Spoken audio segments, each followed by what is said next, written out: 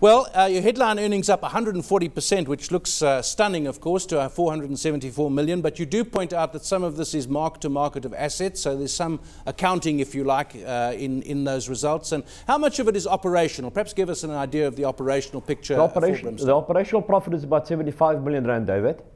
Okay. The others are market-to-market, but don't forget it's all listed investments which you can sell in the market. I mean, we've shown that after the period end closed as well. In July, we decided to sell a few of our life healthcare shares, and we've raised 140 million from that.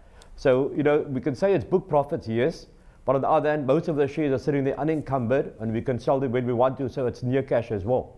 Yeah, so I wasn't implying that it wasn't real money, but it's slightly different to the most of the results. It's an interesting portfolio. If you were an operational company, you'd certainly be all over the place, but it is essentially an investment holding company. You've got Sea Harvest, that's fishing, hake and that sort of thing. You've got Lion of Africa, the insurer, the House of Mustaq, which is in clothes. Let's just look at those three for starters. Well, firstly, if I can start with the smallest one, House of Mustaq. It's a small little company. But the important thing over there, we still employ 850 people. We're keeping 850 families going. I'm happy to announce that for the first 6 months, we showed a net profit after tax as well. So we're very happy about that. Lion of Africa is going along very well. Again, it's a company which Brimstone was involved in starting up as well about 13 years ago. We made a net profit there after tax of about 15 million for the first 6 months. We're very happy with that as well. And Sea Harvest is a big company as well, employing more than 2,000 people on the West Coast mainly. And we made a big operating profit over there as well. So we're very, very happy with underlying businesses which we've got. We've then also got a 20% stake now in Oceana, which is a big fishing company as well. And that's becoming one of our stars as well in our portfolio.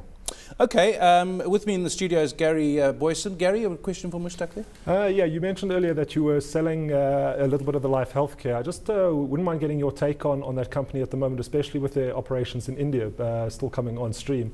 And no sort of realized the earnings coming through for that. Probably we've got it for the next about 3 years. I mean, at a PE of 26, we're looking at it quite fully valued. Would you agree with that? Yeah, well, we're extremely happy with what it's done for our shareholders. Don't forget, about 18 months ago, we unbundled more than 100 million of those shares to our shareholders at 13.50 Rand per share. Now, if you just look at what the value we've created for our shareholders, those shares are now worth more than very close to 35 Rand each, so almost tripled in value. So the more than R1 billion which we gave to our shareholders is now worth about 3 billion Rand, which we've unbundled. And we're very happy with the way the company is trading and performing at the moment. So you're looking here, literally taking profit. I mean, yeah, looking at it, I think for the year up about 69%. So you're looking at this as more taking profit than any sort of fundamental issues with the company? Yeah, look, it's in a defensive industry. The company has done very well for us as well. It's done very well. It's been a star performer on the JSE, I think, in the last 2 years since it's been listed again. Mustaq, you talked about Sea Harvest and now Oceana. It's an industry that has been quite fraught with license issues, with resources issues. So there's some big players, and the government has tried to open it up to smaller entrepreneurial players. Issues there about economies of scale. And then, of course, overfishing, and very difficult to police. So in that sense, a risky business to be in, but are the rewards commensurate with the risk?